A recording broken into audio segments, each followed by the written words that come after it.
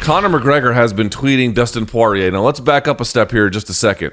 Did you follow what happened last night with Dustin on social media towards Conor? No, I did not. All right, so I'll set it up for you and the audience who may have missed it as well. So I guess Conor did a prediction video or some kind of video where he predicted a fourth round stoppage of Dustin in their third fight, which is supposed to be on July 10th. Okay, and it was some kind of special maneuver. Maybe it was a kick, maybe it was a punch, but it was a fourth round, striking stoppage. Dustin last night took to Twitter. And on Twitter, here it is. You can see it on the screen. That's a fun prediction, Conor McGregor. You also predicted a donation to my foundation, The Good Fight, and you and your team stopped responding after the fight in January. See you soon. July 10th, paid in full. Okay? Well, you can imagine this did not necessarily sit all that well with he and his team. Audi Attar came out and made some kind of weird statement calling it low. And it's like, well, I'm not sure which one's low. Is it low to say you're going to donate money and then not do it? Or is it low to bring that up? I don't know. But okay, Conor McGregor has a different idea about things.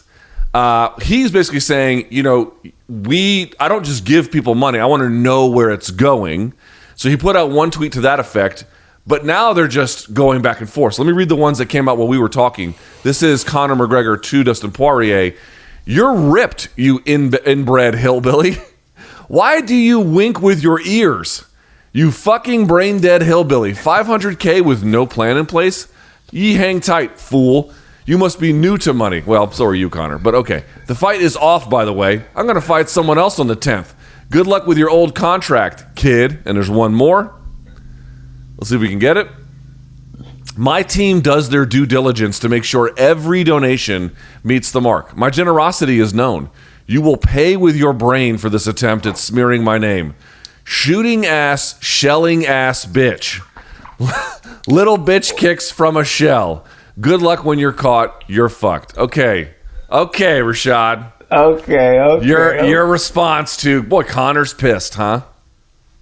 Hey, listen, I love it because this is the Conor that we need. We need Conor to be pissed. We need Conor to be pissed. I don't want to see Conor shaking.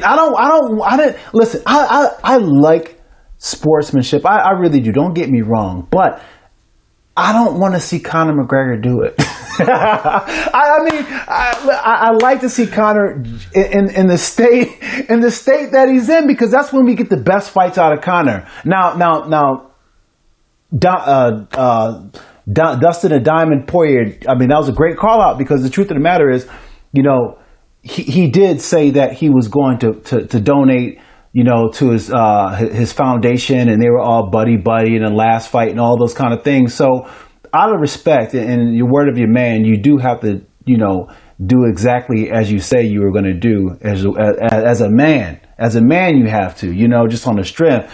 But I love this action back and forth, and I hope it carries over to the fight because the truth of the matter is I don't want to see Conor McGregor in another fight like that. I don't want to see it because right. He's missing a part of what made him great. You know what I'm saying? And what makes him great is the fact that he does talk himself into the corner, and when he's backed into the corner, that's when he fights. I got to tell you, Rashad, I like you a lot. I'm not donating $500,000 to your foundation. I want you to know that. I'm never going to do that. I'm never going to offer you that kind of money to your foundation. I got to tell you, when the last fight came around, the rematch, and people were asking me, like casual fans, like, yeah, but Conor's like, he's real nice now. I honestly believed, and maybe you did at the time, I don't know, but at the time I was like, well, okay, it's the pre-fight stuff is not as fun now, but he's rich. He's older. He's a dad. He doesn't necessarily need to go to those places to get that out of himself. He's a mature fighter. He's developed in his skill set. I don't know if I believe that anymore. In fact, I'm pretty sure that I don't. I don't know that he needs to be like raging mad either. To your point, you got to be able to make some, calculated decisions in the heat of the moment. But dude, when he's a little bit like, you got to just be who you are. Perfect example.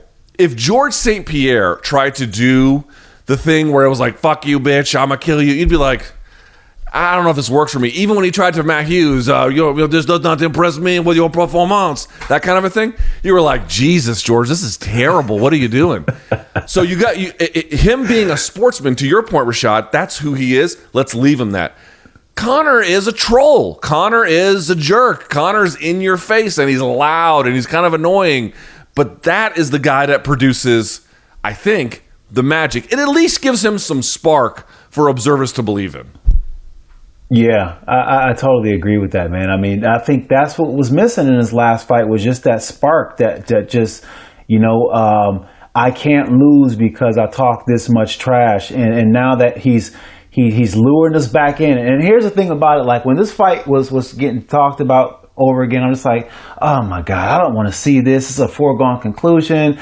Conor's done. I just didn't want to see it. It just didn't have that interest to me. Now I'm interested. I'm interested because, it takes a different kind of complexion when you have Conor McGregor talking like this to Dustin, because for the most part, I didn't feel like Dustin he didn't do well at all last time. Last time he lost a fight before it even happened with the trash talking. So now we'll see what this does to him. But having that devastating win over Conor last time, this trash talk might just be a drop in the bucket to Dustin. He might just be like, say what you want to, kid. I'm gonna own you.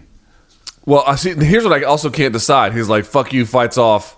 You're gonna pay for this. Do you think the fight's off or no? No, the fight's not off. It can't be off. I mean, it's he needs a fight. You know what I'm saying? He needs it. Here it is. Dustin's allowing him back in the conversation by even having this fight. What is the angriest you ever were, but like you could channel it? Is there a fight where you were like, you could just feel, maybe not even anger is the word, but just a readiness to get the job done, but at the same time, it wasn't in control of you. You were in control of it. It was the Rampage fight. I was just seething that fight. That fight was just one that it took very little to just set me off. And normally I like to stay in a nice, playful mood and joke around and laugh, but there was no laughs about it. Like when it came fight week, I was just locked in, super intense, not laughing too much. Just I needed to get this fight. I needed to get this W. I felt as if like Rampage was humiliating me, and I just needed to just shut him up.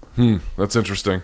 Yeah, I hope they make it on July 10th. The last thing I'd say about this is, what do you make of this idea? Like, can you regain a lost fire? You and I have probably seen a lot of fighters come and go, and they kind of just burn out. And sometimes they burn out for like good reasons. Let me give you an example. I don't want to say people's names, but I've seen fighters, and by the way, this is very, like, I've seen fighters experience similar circumstances and it does nothing to them one way or the other. But I'm saying I've seen people like get right with religion. I've seen people become dads. I've seen people like, I don't know exactly how to say it. And they come into the game with like this anger from their life.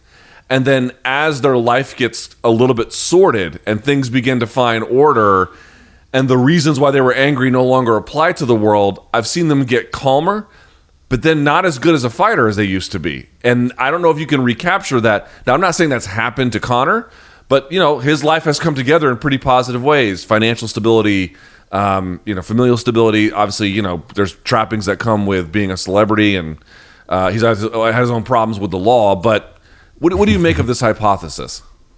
That's a great hypothesis. I think you just kind of, without even knowing it, describe what happened to me. That's the truth of the matter. When I first started fighting, I had like this residual anger that I had from my life, and there was no putting it out. There was no quenching it. There was no satisfying it, and I just needed to fight. It was almost therapy for me.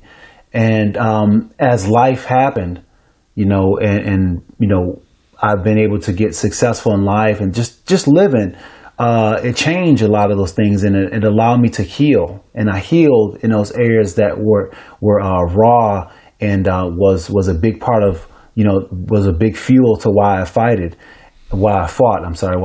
And it as I moved to that place of healing, I just was like, why am I doing this anymore? So can you get that fire back? You can get that fire back, because what I'm talking about is perspective. You know what I'm saying? At one perspective, I fought like that because I had that mindset, from the perspective I was dealing with. But once I was healed, I was, still thinking from that perspective. What I needed to do was I needed just to shift my thinking, change the game up. It's all a mental game anyways, right? But if you're able to change up the game, change up the why you're doing it, then you can definitely refuel yourself and change, where the why you're fighting. And if Conor has done that, then we can see a devastating Conor in there. But it's just a matter of just changing that why. But you have to have that conversation with yourself. MMA's toughest tournament rages on. So is that all you got? When newly crowned champ Vadim Nemkov returns to the cage